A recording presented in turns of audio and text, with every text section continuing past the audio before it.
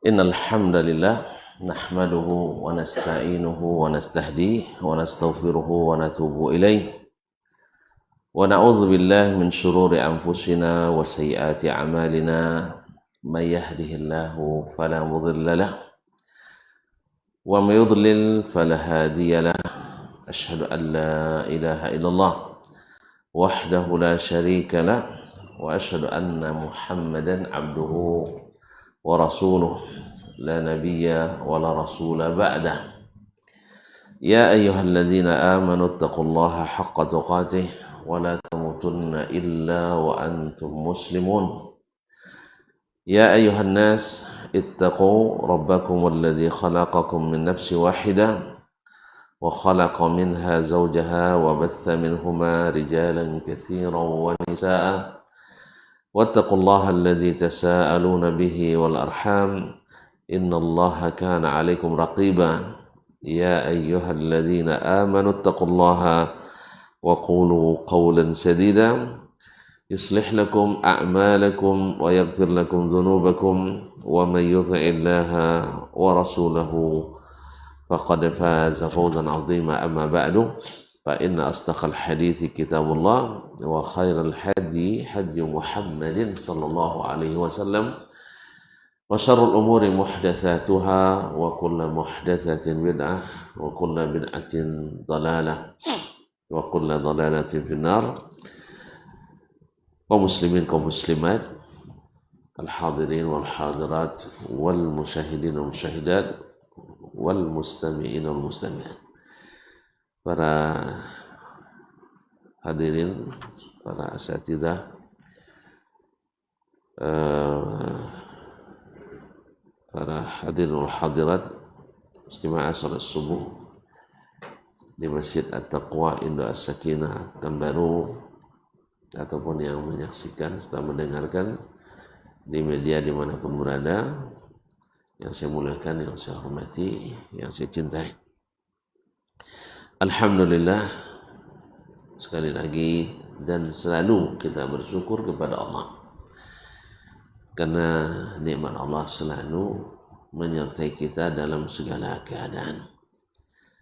Diberikannya kita kesehatan dan alhamdulillah kesempatan, dan lebih lagi adalah keinginan berdasarkan keimanan. Mudah-mudahan dengan penuh keikhlasan datang ke tempat yang dimuliakan ini, menjadi tamu Allah. Mudah-mudahan kita mendapatkan pemuliaan yang dijanjikan. Ma'asyiral kiram yang dirahmati Allah SWT, salawat dan salam kepada baginda Nabi alaihi salatu wassalam yang senantiasa hendaknya menyertai majelis-majelis ilmu seperti ini.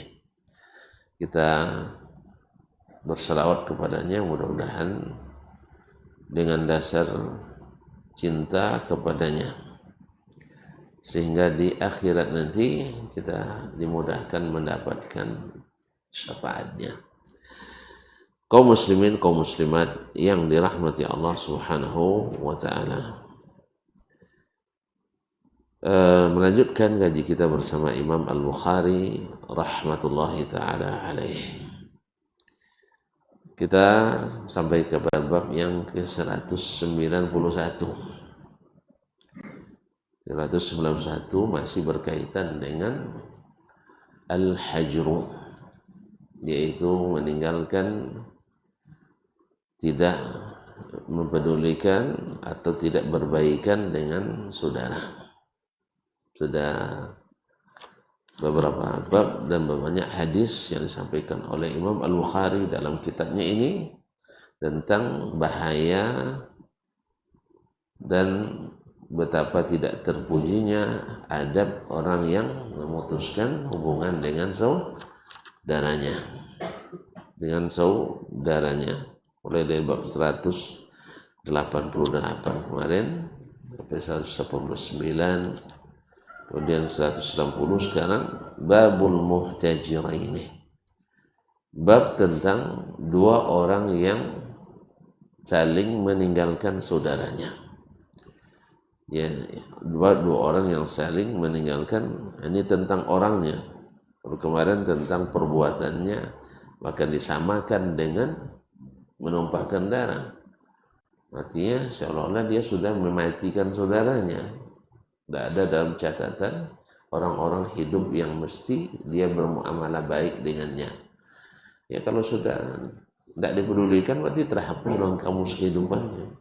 Nah, makanya ada sebagian pemikir mengatakan orang yang tak bermanfaat bagimu jangan berhubungan dengannya. Nah, kan ada sering kita baca orang yang keberadaannya tidak menguntungkanmu, putuskan hubungan dengannya. Ini bertentangan dengan Nabi alaihissalam, sil man qata'aka. Ya sil man qata'aka. Sambung hubungan dengan orang yang memutuskannya. Wa'atim ma'atiman haramat, beri orang yang tidak memberi kepadamu. Jadi dasar hubungan kita bukan hubungan saling menguntungkan saja, walaupun tak lepas dari hubungan itu. Dan alangkah baiknya kalau saling menguntungkan daripada saling merugikan. Ya, daripada saling merugikan, saling menguntungkan itu bagus. Nah, dari sisi apapun. Karena memang salah satu konsekuensi bersaudara adalah saling menguntungkan. Dalam bab apapun. Di saat kita memerlukan pikiran, datang kawan untuk memberikan pandangan dan pikiran. Itu dia yang menguntungkan. Di saat dia yang butuh pun, kita pun memberikan hal yang sama. Atau di saat kita memerlukan bantuan, maka dia juga siap memberi. Dan di saat dia pun belum diberita pun kita juga siap untuk memberinya. Dan itu dianjurkan dalam banyak sekali, seperti yang disebut dalam sekali hadis Al-Quran dan hadis, dan seperti yang disebutkan oleh Imam Al-Bukhari dalam banyak bab yang sudah kita lewati. Nah sekarang tentang kedua orang ini, gimana posisinya di sisi Allah SWT? Maka Imam Al-Bukhari mengkhususkan bab tentang al-muhtajiraini, dua orang yang saling membelakangi, yang saling tidak berbaikan dengan saudaranya. Qala rahimahullah ta'ala, berkata Imam Al-Bukhari rahimahullah, haddatsana Ismail, telah menyampaikan hadis ini kepada kami Ismail, itu Ismail ibn Abdullah ibn Abi Uwais Al-Uwaisi Al-Madani, anak paman Imam Malik rahimahullah ta'ala. Qala, kalau Imam Al-Bukhari mendapatkan hadis dari talan Al-Uwaisi dari Malik, walaupun ada sanad lain, dia memilihkan utamakan sanad ini. Sama dengan kalau beliau meriwayatkan hadis dari Sufyan bin Uyainah dari Al-Humaidi, walaupun ada sanad lain, dia akan dahulukan sanad Al-Humaidi dari Al-Sufyan ibn Uyainah. Karena apa? Li syiddati mulazamati Al-Humaidi li ibn Uyainah. Demikian juga dengan Ismail bin Abi Uwais Al-Uwaisi. Qala haddatsani Malik, telah menyampaikan kepadaku hadis ini Malik, itu Malik ibn Anas ibn Abi Amir Al-Himyari Al-Madani, Abu Abdullah, Imam Darul Hijrah, imamnya Darul Hijrah. Imam Darul Hijrah yakni imamnya Madinah. Disebut Darul Hijrah karena Nabi hijrah ke Madinah dan menjadi negeri yang ditempatinya sampai beliau menemui Allah Subhanahu wa taala.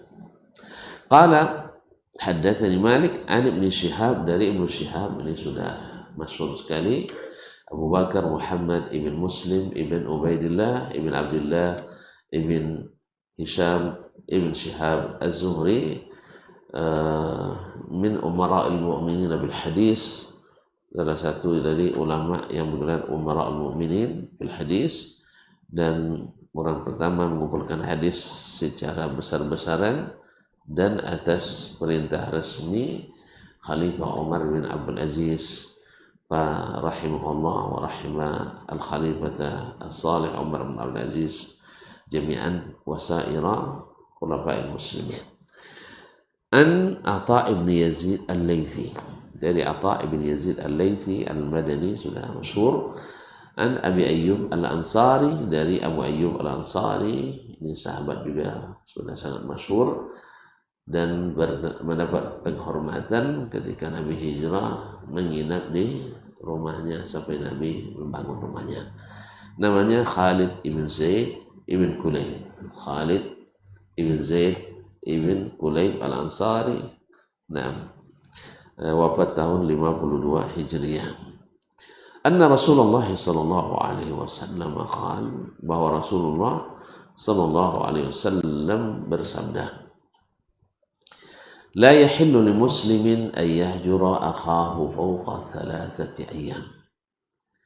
Tidak halal bagi seorang muslim an yahjura akhahu fawqa thalathati ayyam. Tidak boleh seorang muslim meninggalkan saudaranya, tidak menyapa dan menjawab salamnya, tidak berbaikan dengannya, atau memutuskan hubungan dengannya lebih dari 3 hari. Ya, hanya 3 hari. Kalau memang ingin memberikan pelajaran, kan biasanya orang meninggalkan itu kan karena ada sesuatu yang tidak disenangi, sesuatu yang tidak disenangi, macam-macam yang dilakukan orang yang membuat orang tidak senang.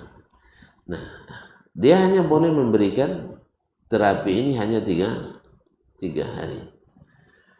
3 hari, setelah itu wajib untuk berdamai kembali. Nah, kecuali dalam hal yang sifatnya syar'i yang lain, kepentingan agama. Ya, kepentingan agama seperti kita meninggalkan orang-orang yang membawa kepada kesesatan, ya, sampai dia meninggalkan kesesatannya, ya kita tidak duduk dengannya, mengambil faedah daripadanya. Tapi haknya sebagai seorang muslim mesti tetap kita berikan. Haknya sebagai seorang muslim tetap kita berikan, tapi duduk mengambil faedah daripadanya tidak dibolehkan, karena segala sesuatu atau orang yang sesat pasti mengajak orang pada kesesatan, dan kita tentu dilarang untuk mendekati hal-hal yang menyesatkan. Apa tanda yang menyesatkan? Adalah tidak mengikuti jalan yang telah menyelamatkan generasi pertama, as-salafus salih, para sahabat dan Nabi alaihi salatu wassalam. Makanya di antara adab yang disebutkan oleh para ulama kita, baik yang dahulu maupun yang sezaman dengan kita, adalah jangan mengambil ilmu dari ahli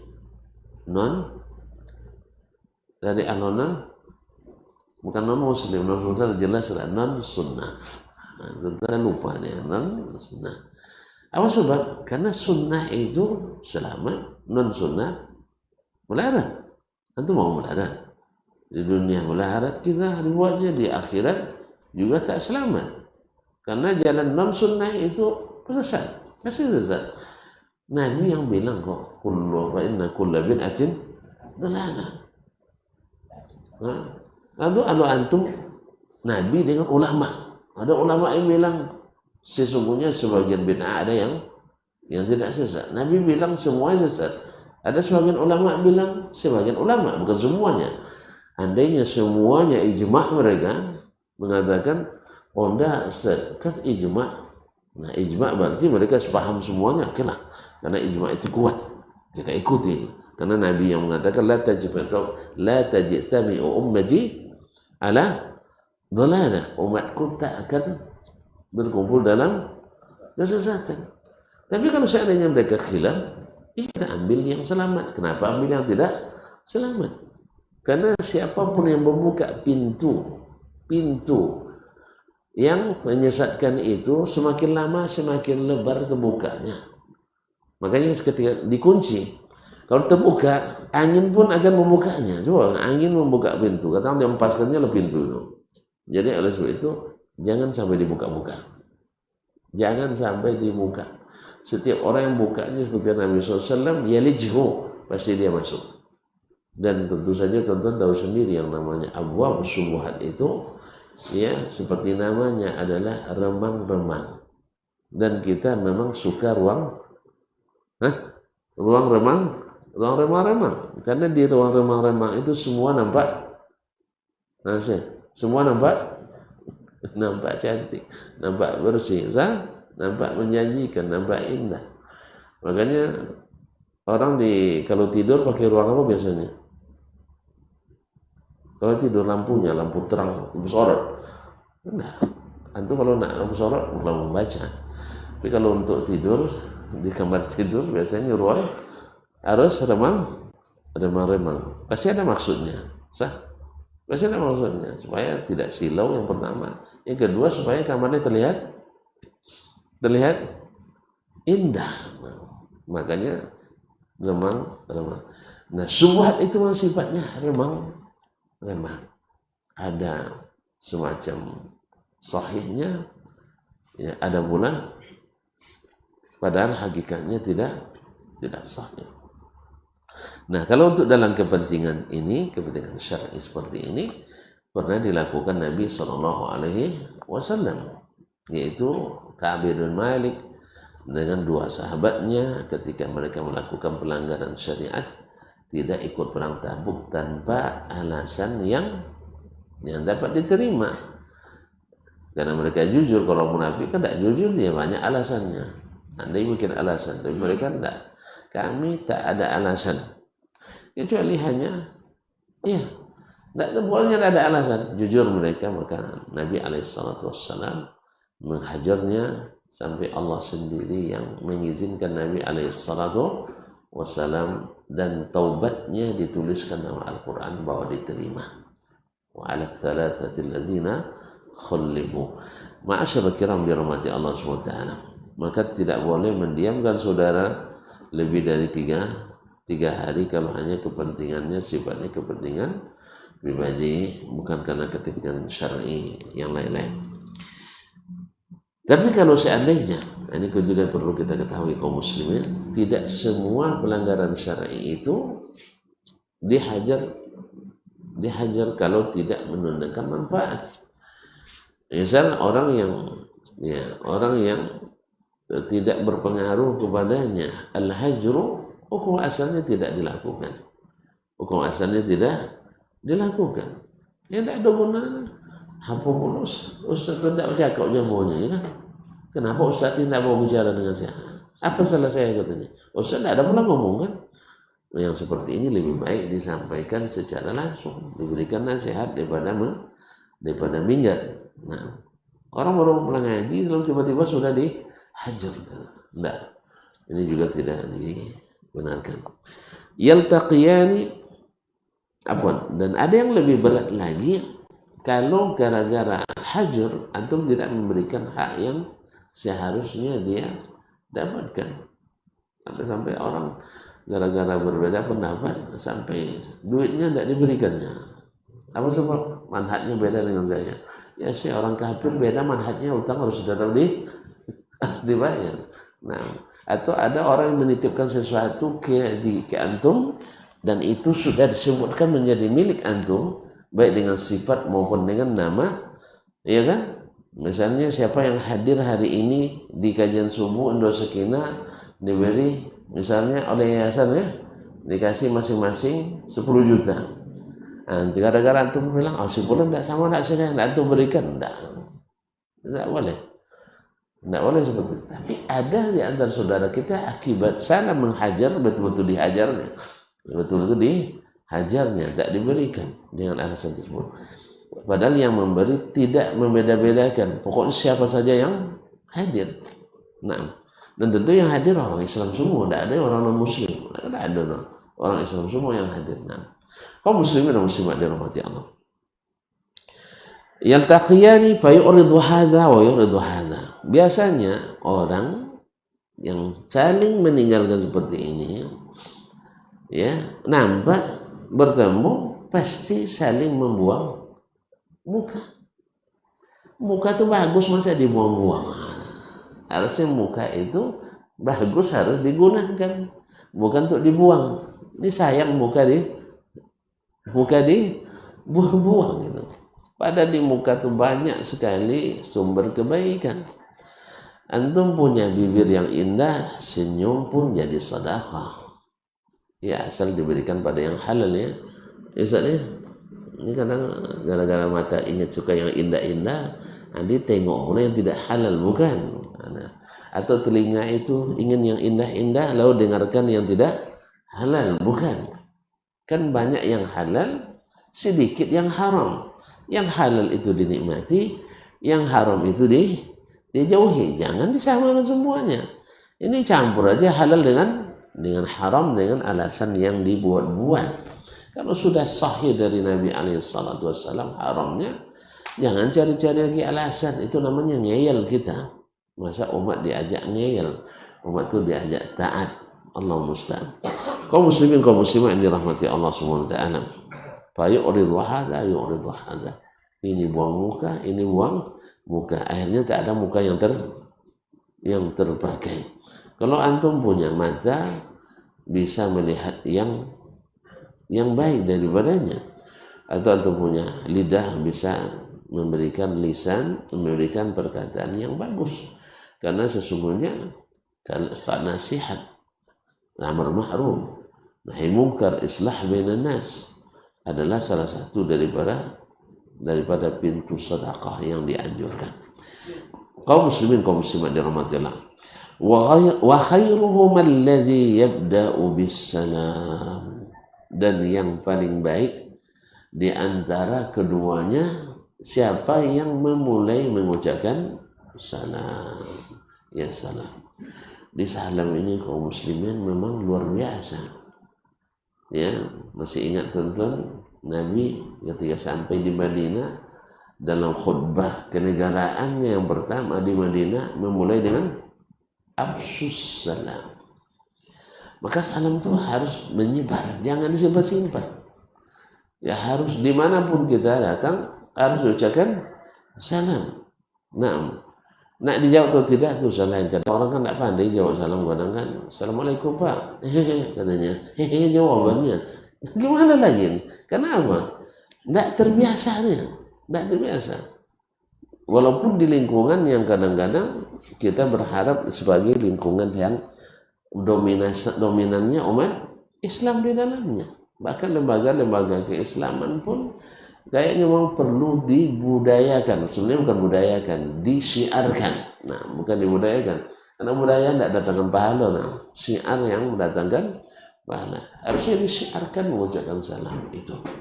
Maka yang paling utama di antara keduanya adalah yang pertama membuka pintu perdamaian, karena salam itu sendiri artinya damai ya. Tentu kalau sudah ucapkan salam ke istri sampai di rumah, Assalamualaikum, berarti sudah mulai damainya, dan damai itu. Maka Nabi SAW ketika Ummul Mukminin difitnah orang dengan fitnah keji, beliau tidak menghentikan salam, tetap salam dia. Dan paling nanya, kaifatikum, bagaimana kamu? Kalau biasanya kan tidak gitu. Tapi tetap menanyakan keadaan dan tetap mengucapkan salam, karena salam itu tetap memupuk subur cinta kita sesama dengan orang yang kita ucapkan salam kepadanya. Subhanallah, memang luar biasa kaum muslimin dan muslimat. Salam ini ketika kita ucapkan salam kadang-kadang tiba-tiba ditraktir makan sudah itu. Iya tak aslinya. Nah, ini pengalaman sering itu kemarin, nah pekan yang lalu, habis kuliah lagi setelah ini, habis kuliah pasca mampir di masjid masjid guru kan, masjid bang siapa jadi Arifin, rumah Pandidi kan, saat di situ tidak ada pula kawan untuk makan, sendiri pula saya. Nah, akhirnya dipaksa lah adik-adik yang imam dan gharib di situ, saya temani Ustaz makan. Udah makan Ustaz, janganlah Ustaz sendiri, duduk aja nemani jadilah. Tapi alhamdulillah mau mereka makan lagi. Alhamdulillah, mungkin awalnya basa-basi kan, makan. Awak niat itu, kan sebelum sampai ke meja kita, meja sini ada orang, dia kata Assalamualaikum, itu aja modal kita tuh. Tidak ada niat apa-apa, kita niatnya Artinya dengan rasa siap, walaupun misalnya orang tuh nanti mungkin karena kalau sudah kenal, ya kita bayar dari sana. Subhanallah. Rupanya mereka sudah kenal juga sama kita. Tapi dia melalui 91. Rupanya 91,1 FM. Atau entah di mana, yang jelas rupanya kenal. Akhirnya ketika selesai makan, saya pun nak ngajar lagi. Tentu minta cepat, minta dihitung. Tidak ada yang, udah 3 orang kami minta sudah dihitung, tidak tiba-tiba juga. Rupanya bapak itu udah ngomong sama orang tuh. Ini karena kita minta nunggu mau dihitung juga. Baru beliau, Ustaz, tinggalin aja itu sudah bagian saya itu. Wah, saya dah niat juga untuk bayarkan beliau kan, tapi ternyata beliau lebih hebat daripada kita. Karena salam. Makanya Nabi setelah salam itu diucapkan wa'atimut ta'am. Nah, atau wasilur ram wa'atimut ta'am. Jadi antara salam dengan makanan ini kayaknya erat juga hubungannya sih. Makanya antum kalau masuk ke rumah orang ucapkan salam. Nah, kalau dia sudah dengar itu lama dibiarkan masuk, bisa dikasih, kadang-kadang dikasih juga. Maka, subhanallah, kaum muslimin dan muslimat dirahmati Allah. Coba kalau saya diam masuk, tidak mengucapkan salam. Awalnya dia ingat ini ustaz, ini kayaknya tidak ustaz, ini salah nih kan itu. Tapi ketika ucapkan salam ini. Jadi subhanallah, kaum muslimin dan muslimat dirahmati Allah, jangan bakhil mengucapkan salam. Dan khususnya orang yang meninggalkan kita. Kalau dia berpaling, buang muka, kita berikan dia muka lagi. Nah, itu. Pokoknya jangan biarkan hati kita ikut buang muka. Biar dia buang muka, kita jalan. Saya lakukan Ustaz. Ada orang yang sudah buang muka dari kita. Kalau ada mobil, nampak kita di depan, mutar ke belakang. Saya kejar. Saya beri dia muka. Gitu. Karena dia sudah buang muka. Saya kejar. Assalamualaikum. Saya berikan. Karena tidak ada alasan untuk buang muka itu, tidak ada sebenarnya. Itu masalahnya. Tidak ada. Apapun alasannya tidak syar'i menurut saya. Mungkin beliau ada syar'i, menurut saya tidak. Iya, berbeda pendapat kita dalam rapat. Masa menyebabkan kita tak lagi merapat?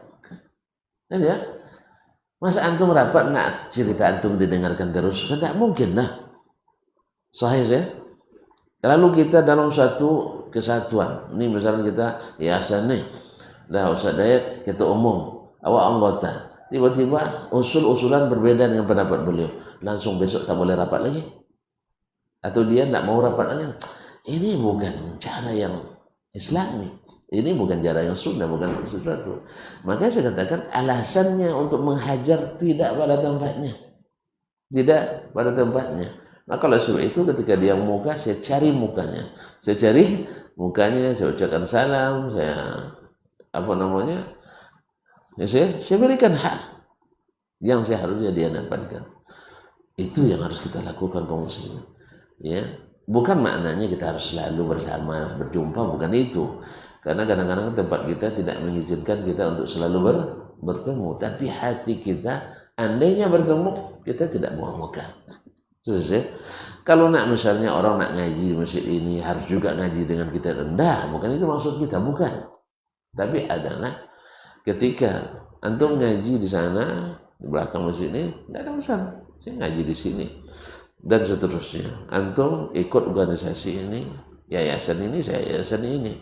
Tapi ketika kita bertemu, jangan gara-gara beda yayasan langsung buang muka, rugi buang muka itu yang terindah yang diciptakan Allah dari kita. Coba kalau melamar, yang tengok apa bismillah? Kalau melamar, belum melamar lagi. Kata Imam Nawawi, Imam Nawawi rahimahullah ta'ala, lihat muka. Nih saya ajarkan ini besok, lihat muka dan tangannya. Apa alasannya? Masih ingat? Kenapa muka? Kenapa muka? Antum belum melamar saya.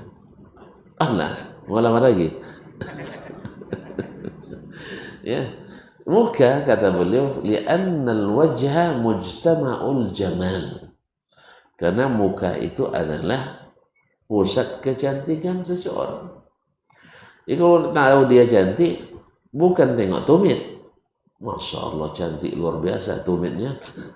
Tidak ada orang tengok tumit untuk menentukan cantik. Pasti melihat muka. Mujtama'ul zaman. Tapi dan alhamdulillah pula Allah berikan kita penglihatan yang beda-beda. Sah? Enggak. Kalau sempat semuanya sama mana-mana cantiknya wanita, asalnya bertembung gitu. Iya kan? Nah, untung Allah berikan ya pandangan saya, ini yang cantik pandangan beliau, ini yang cantik pandangan Syekh, ini yang cantik. Akhirnya alhamdulillah ambil bagian masing-masing menurut cara pandang masing-masing. Kalau sempat sama, ketujuh ke situ semua, auzubillah. Apa ya kita mujtama'ul zaman. Yang kedua, lihat tangan. Apa sebab? Karena al-yad tadullu ala al-khusubah. Tanda subur badan dilihat dari tangan. Kalau tangannya iya, subur berarti insyaallah yang lain subur. Kalau tangannya gemuk berarti subur lagi. Nah, jadi kaum muslimin dan muslimat yang dirahmati Allah SWT, maka wajah itu jangan dibuat. Nah, memang sebagian orang kadang-kadang berlebihan dalam masalah ini. Kadang-kadang nampak dari jauh mengelak dia. Antum mengelakkan kebaikan. Karena ketika bertemu antum mengucapkan salam, assalamualaikum, antum lebih afdol dari saudaramu tadi. Makanya salam sunat, tetapi menjawabnya wajib. Mana yang lebih afdol, sunat daripada wajib? Afdol pada dia sunat daripada yang menjawab walaupun dia wajib. Ini diantara amal sunat yang lebih afdol daripada amal wajib. Nah, pada asalnya wajib lebih afdal. Baik. Jadi kaum muslimin dan muslimat dirahmati Allah, kenapa? Karena orang yang memulai salam tentu dia memulai damai. Orang yang memulai damai tentu lebih cepat baik hatinya, menandakan hatinya bersih. Ya, sebab kalau hati tidak bersih, tidak mau itu saya. Dibuat-buat tidak mau dia. Hati bersih. Bukan ada sebagian ketika marah sampai kiamat saya tidak akan sapa dia. Kalau gitu antum hijrah saja lah, bermigrasi ke luar negeri. Jangan supaya tidak ketemu. Soalnya kalau ketemu nanti dosa antum. Dan saya khawatir juga walaupun antum pindah ke luar negeri, itu kalau antum tetap menjalankan, walaupun tak istilahnya tidak bertemu, antum tetap berdosa. Karena niat antum buruk. Nah, masa sampai hari kiamat tak disapa. Oh, sakit hati ini, tidak tertanggung katanya. Tambah antum simpan itu tambah sakit. Sahih? Hati itu kalau disimpan lukanya, antum luka. Kalau luka tidak diobati, ditambah terus bukan perban, ditambah luka terus. Ini luka ada mulai sembuhnya, pakai pisau lagi, dibuat luka lagi. Enggak lah. Sebab kalau antum selalu ada luka di hati, tak akan sembuh, antum sakit terus. Asyirul kiram birahmati Allah SWT. Akan sakit terus. Makanya secepat apa antum mengobati luka itu, menghilangkannya dari hati antum, maka sehebat itulah Allah berikan keluasan hati antum. Ada kisah, ya, tapi saya tidak tahu bersanad atau tidak, yang jelas tapi inspiratif juga. Ada seorang anak muda yang terluka. Nah, itulah ceritanya. Nah, anak muda yang terluka hatinya karena diputuskan cinta oleh kekasihnya. Ya, untuk ditembak kan biasa dalam sepanjang sejarah kan ada. Makanya ada kita Qais dan Laila. Ada kisah tentang Kathir Buthaina. Tidak pernah dengar ya. Qais Laila pernah ya. Nah, itu aja lah dulu. Nah, ada kisah siapa lagi? Yang tekanan Boy Hamka, ketenggelamnya kapal Pandarwich. Tidak pernah baca ya? Nah, siapa? Hah? Zainuddin dengan Hayati, Masya Allah. Dan kisah-kisah seperti ini kan banyak nih. Sahih? Ada kisah nyata dan ada ya, dan ada cerita fiksi. Kalau kita bihamkan kan fiksi ya. Nah, kalau Qais Laila itu memang kisah nyata, bukan karangan. Kathir Buthaina kisah nyata di Baghdad. Nah, sampai dikisahkan orang. Nah, patah hati karena putus cinta. Lalu bertemu dengan seorang syekh, kiai, tuan guru. Untung dia bertemu dengan orang yang berilmu. Syekh, saya kalau bukannya patah hati, kalau tidak sembuh saya mungkin bunuh diri saya. Lalu Syekh paham yang begini ini tidak bermanfaat ceramah. Dia buat ceramah tidak masuk, itu belum masuk ceramah. Sah? Maka Syekh, iya orang sedang begitu masuk ceramah. Enggak ada masuk ceramah harus ya. Orang sedang terluka. Nah, maka Syekh ngajak dia, yalah, ayo kita duduk. Dia duduk oleh Syekh. Orang ulama-ulama dulu atau syekh dulu kan biasa bawa garam di sakunya. Itu tidak ketemu yang seperti itu ya. Ada ketemu kan? Garam atau beras. Gunanya untuk menghilangkan kantuk itu. Bisa-bisa. Tidak ketemu ya. Dan berarti anak lebih tua dari antum. Iya. Lihat berapa? Anak milenial rupanya. Nah, itu memang jauh di bawah saya. Nah, jadi buat garam. Kadang untuk ini juga, untuk masak juga bisa. Jadi ambil air 1 gelas, masukkan garam 1 damok, satu damok tuh. Sudah begini masa tidak paham untuk lagi kan? Satu damok, paham? Ini damok namanya nih, 1 genggam. Iya, biar bahasa itu bervariasi gitu. Satu damok garam, lalu dia masukkan dalam air itu. Habis itu dikacau. Tahu dikacau? Diaduk. Nah, kalau sudah diaduk kan kacau di dalam itu. Nah. Jadi dikacau. Lepas itu disuruh minum. Coba minum air ini. Diminum sama anak muda itu. Nah, gimana airnya rasanya? Katanya pahit. Oh, kata Syekh, kalau masih terasa pahitnya berarti masih bisa diperbaiki. Kan itu kan ibaratnya perapian listrik mobil atau motor, kalau masih ada ininya reaksi berarti masih bisa diperbaiki. Kalau nggak ada sama sekali ya ganti. Kan itu. Berarti masih bisa diperbaiki. Akhirnya Syekh, ayo kita pindah duduk di belakang. Karena di pondok tuh ada, kalau dulu kan di belakang tuh, di hutan-hutan tuh ada taman kecilnya, di situ ada telaga. Duduk di tepi telaga, kira-kira dia ingin minum enggak? Habis minum air garam tadi, suruh dia habiskan 1 gelas. Mau coba tuh, masukkan garam. Dulu habiskan air segelas ini nanti. Enggak, kalau antum uji coba kan ada dokter sini, kita minta garam 1 damo, minta air 1 apa, nanti kita aduk. Habis itu jadi bawa duduk tepi telaga. Kira-kira anak itu ketika setelah minum tadi masih terasa pahit, nengok air telaga yang bening itu, pengen tak minum? Pasti pengen minum. Sah? Ini cerdas ini Ustaz ini. Baik yang kalau kisah nyata berarti cerdas Ustaz ini. Tapi kalau kisah karangan yang ngarangnya cerdas. Iya kan? Dia suruh dulu minum yang menyebabkan dia haus. Kan itu tadi itu. Kan cinta itu membuat dia haus kan. Nak ketemu terus. Sekarang dipatahkan itu. Akhirnya kasih garam, setelah itu bawa ke tempat telaga tadi.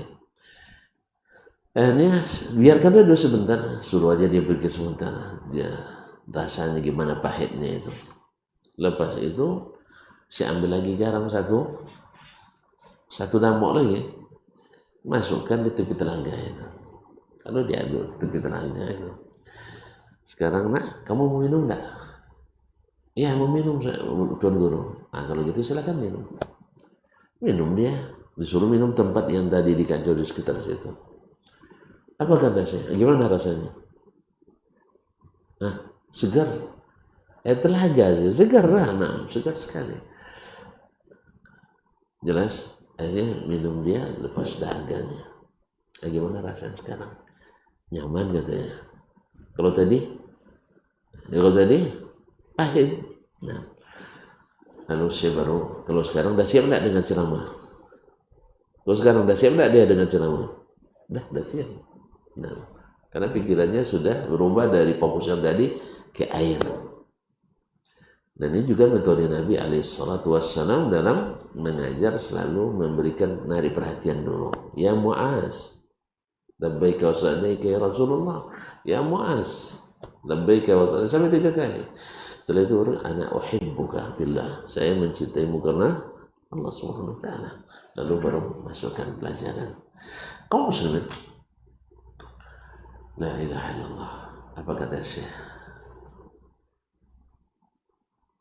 Tadi ketika saya beri kamu minum di gelas pakai garam 1 damu, gimana rasanya? Pahit, ya kan? Ya. Tadi juga saya kasih garam yang sama ukurannya, tetapi dalam air yang lebih banyak. Gimana? Pahit? Enggak. Itulah itu ibaratnya hati dan musibah yang menimpa kita. Kalau kau punya hati kecil seperti gelas tadi, musibah itu terasa pahit. Hatimu sempit, nah. Hatimu sempit. Makanya putus cinta itu bagimu sangat sakit. Soalnya hatimu sempit. Coba lihat, luka yang paling sakit itu di mana? Daerah-daerah sempit. Nah, kalau luka misalnya daerah yang, coba luka di ketiak, sakit kan? Biasa. Tapi kalau luka di lengan begini, lebih ringan. Soalnya apa? Ini tekiak sedikit, tahu tekiak? Tergerak sedikit, bakiak sedikit, akan ada gerak sedikit sakit. Kalau ini enggak, gerak antum insya Allah selalu enggak pas tentang dia itu enggak, ini kurang. Begitulah lebih kurang. Makanya lapangan kita harus luas, hati kita harus luas katanya. Sebab musibah itu kadarnya sama. Orang mati anaknya, mati anak kita, kan sama kadarnya. Sah? Dia sayang anak, kita sayang anak, sama sebenarnya. Ini meninggal, jangan istri lah ya, yang contoh istri meninggal siapa? Tapi memang istri lah yang paling disayang itu kan itu. Nah, dia meninggal atau musibah apa? Otak mengalami kerugian, misalnya bisnis rugi, orang juga rugi juga. Soalnya banyak orang rugi lebih banyak daripada kita lagi. Tapi dia punya hati yang lapang. Mungkin Ustaz masih ingat kisah ketika yang Pak Zapri cerita sama kita kan. Dia sudah dapat izin HGU 20.000 hektar Ustaz. Masya Allah. Ya, orang tuh tiba-tiba yang tanda tangan presiden itu. Tiba-tiba ganti presiden. Dikasih lagi sama orang lain. Orang Cina. Oleh presiden yang baru nih. Sudah rugi berapa miliar katanya? 7 miliar ya? Ya 7 miliar. Habis, tapi hatinya apa? Enggak apa-apa Pak Haji, biasa itu. Awalnya rugi 7 juta aja kan? La ilaha illallah. Musim 7 keliling kita. Enggak, tapi karena dia memang luas, hartanya banyak. Hartanya apa? Banyak, maka kita juga pelajaran. Kalau kita punya harta banyak, besarkan. Kalau punya harta sedikit, berkecil-kecil dulu. Kan itu, jangan harta. Oh Ustaz, siapa namanya yang terkaya dunia itu sekarang? Soros. Nah, udah lama ketinggalan tuh. Hah? Elon Musk. Orang Jawa. Hah? Bukan. Nama-nama orang Jawa Pak. Alon-alon Mas. Itu ya. Orang mana bang? Amerika tahu ya, oh dia kan modalnya besar tuh, makanya bisnisnya besar. Iya sekarang, dulu awalnya gimana? Sekarang kita itulah kita coba dengan modal-modal besar, come kaya terus, come kaya, hampir gitu, hampir karena. Tapi mereka dulu memulai dari yang kecil-kecil. Antum tahu Kentucky Fried Chicken? Nah, gimana? Jual gerobak dorong dulu ya dulu. Kayak es doger, gerobak dorong gerobak gitu. Bukan kaya seperti sekarang nih. Yang semuanya, hampir semua, saya punya kitab namanya Berani Gagal. Itu disebutkan para bisnismen dunia itu rata-rata menderita luar biasa dulu. Jadi orang yang sudah ditempa. Kita juga harus seperti itu, sesuai kan lapangan kita miliki. Tanah kita punya cuma 120 meter, nak bangun rumah tipe 400, mana bisa? Ini aja belum lunas. Ini belum lunas. Makanya nanti puyeng kita dibuatnya. Gaji kita hanya bisa untuk ansur rumah dengan tipe 36. Dipaksakan ambil tipe 78. Ada 78. Kira-kira itulah lebih kurangnya. Nah, bisa dibuat kayak gitu.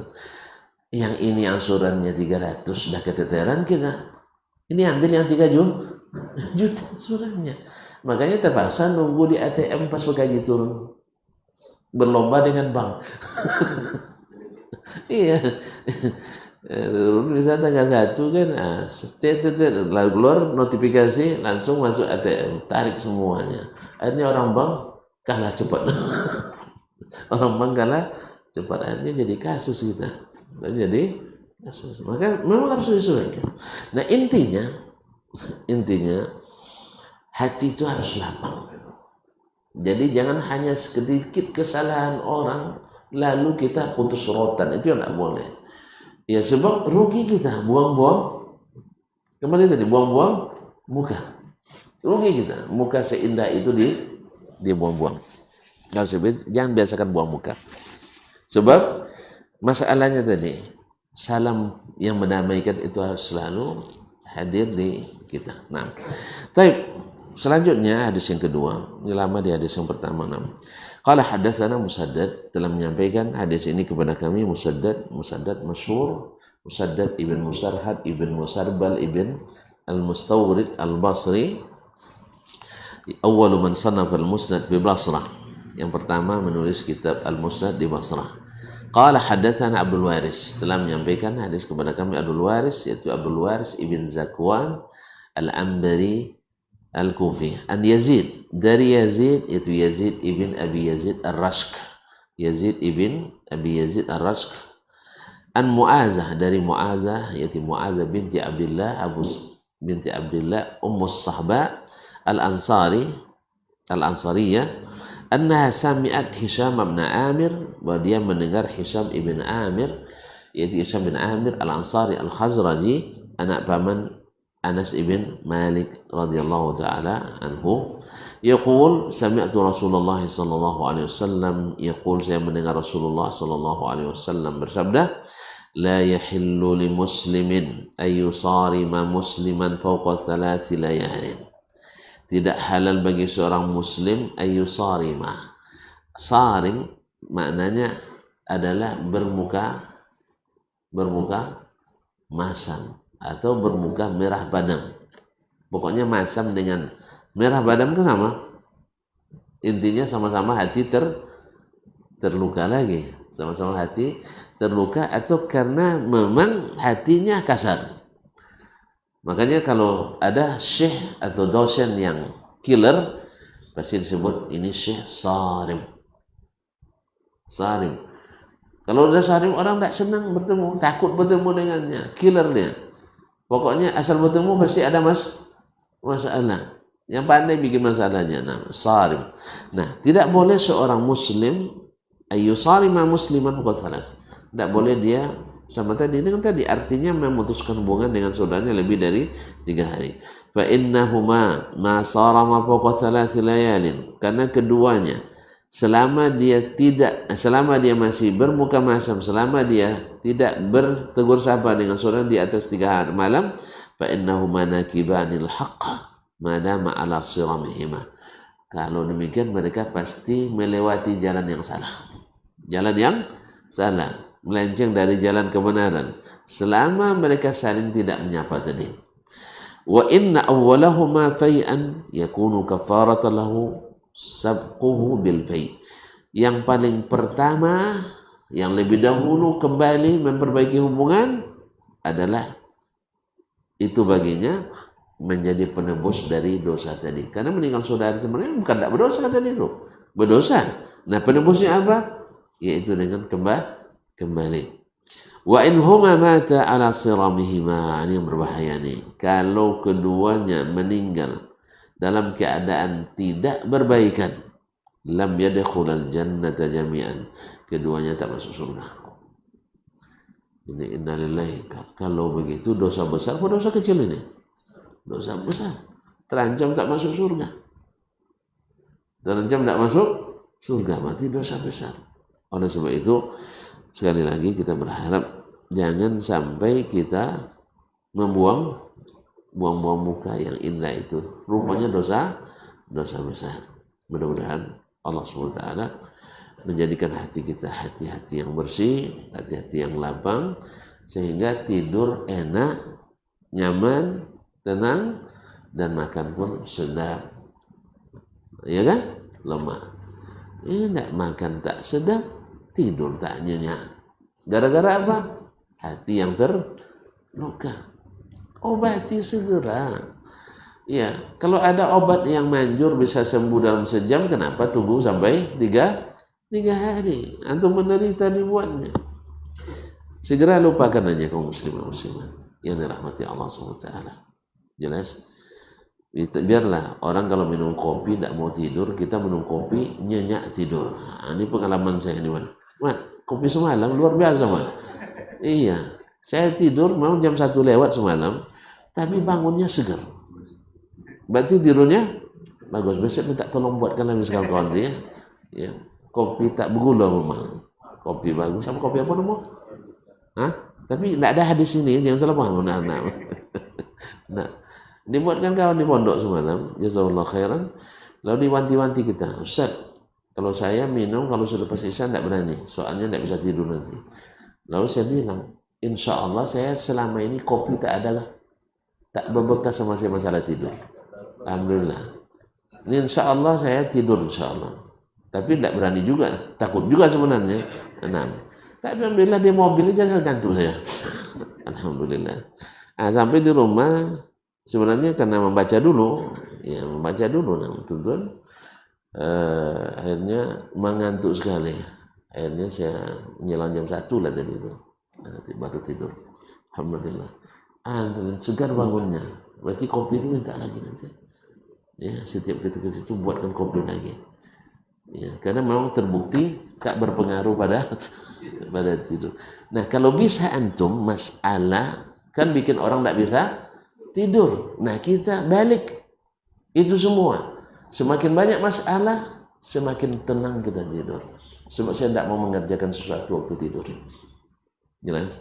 Jangan mengerjakan masalah di waktu tidur. Makanya urusan ketika sedang makan, singkirkan dulu HP ini. Jangan berurusan sedang makan.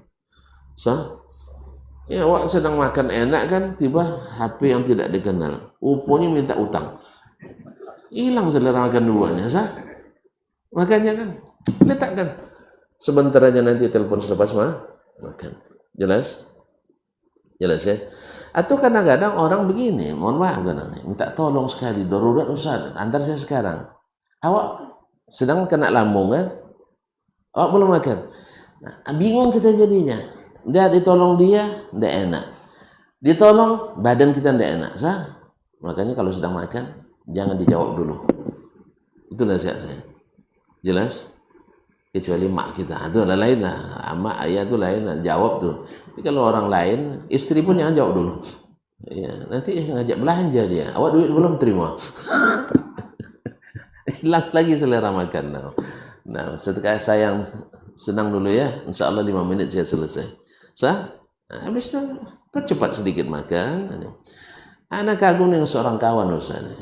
Walaupun mungkin agak aneh menurut antum, menurut ukuran biasa nih aneh. Ustaz Dayat tahu nih. Dia istrinya keguguran. Terus pergi ngantar. Nah, ngantar ke rumah sakit. Tiba-tiba di jalan perutnya lapar. Juga jadwal rumah sakit sebenarnya belum juga buka kan, jadwal polinya belum buka juga. Jadi makan dulu. Ya makan kita dulu kan belum sarapan kita tadi. Makan dulu. Bertambu juga makannya kan. Istrinya nengok aja. Awak sakit dia masih bertambu juga makan gitu. Sampai terpaksa dia jelaskan, Dek, saya bertambu makan ini bukan karena tidak sayang kamu, justru karena sayang kamu. Kalau saya tidak makan nanti sakit saya, siapa yang ngurus kamu? Mantap juga alasannya. Memang kalau orang ada maunya alasannya banyak. Bisa dibuat alasan. Nah, ini kan yang seperti ini kan jarang-jarang yang bisa nih. Sah? Tapi saya suka yang seperti itu. Artinya orang karena tergesa-gesa pun tak mempercepat sembuhnya. Sah? Kan hanya 5 menit, 10 menit. Nah, 5 menit, 10 menit. Kadang-kadang pas kita sampai UGD penuh. Sah? Hanya nunggu juga kita 15 menit dulu. Sah? Lebih baik waktu menunggu ini gunakan untuk menghindari sakit. Dan itu betul menurut saya. Kecuali memang sudah harus dibawa ke ICU tuh urusan lain. Ini kan tidak masuk dengan ICU. Jadi itu kaum muslimin dan muslimat, karena Abu Muhammad udah datang kayaknya bawa ampun tuh. Jadi kita tutuplah sampai di sini dulu. Jumpa kembali karena memang ada kuliah juga hari ini insyaallah. Terus ada kuliah juga Ustaz ya. Terima kasih dan mohon maaf. Kita jumpa insyaallah 2 pekan lagi. Terima kasih atas perhatiannya. Salah dan silap mohon dimaafkan. Dia bilang kurang, maklumi saja. Wallahu taala alam. Wassallallahu ala nabiyyina Muhammadin wasallam. Wa subhanakallah bihamdika asyhadu an la ilaha illa anta astaghfiruka wa atubu ilaik. Wassalamualaikum warahmatullahi wabarakatuh.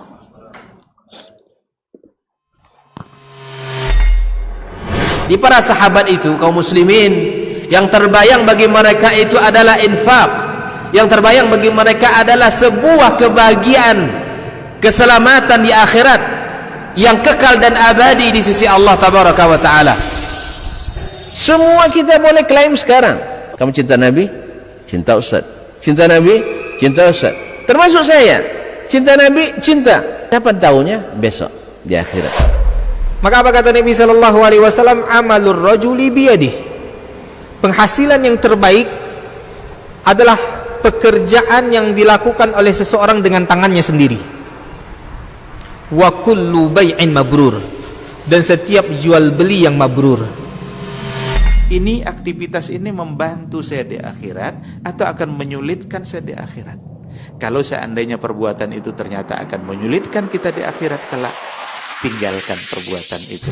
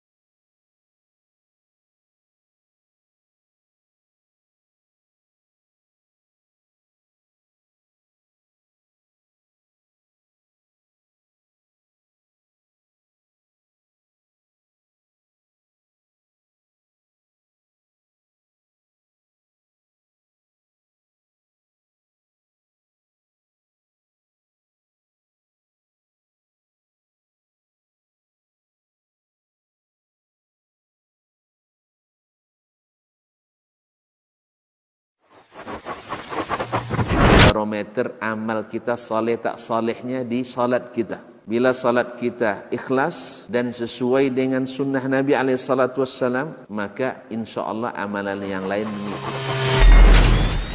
Ini aktivitas ini membantu saya di akhirat atau akan menyulitkan saya di akhirat? Kalau seandainya perbuatan itu ternyata akan menyulitkan kita di akhirat kelak, tinggalkan perbuatan itu. anta ni'mal jund. Kamu adalah sebaik-baik prajurit. Coba lihat. Kamu adalah sebaik-baik prajurit. Maka tujuannya adalah menghancurkan kehidupan rumah tangga.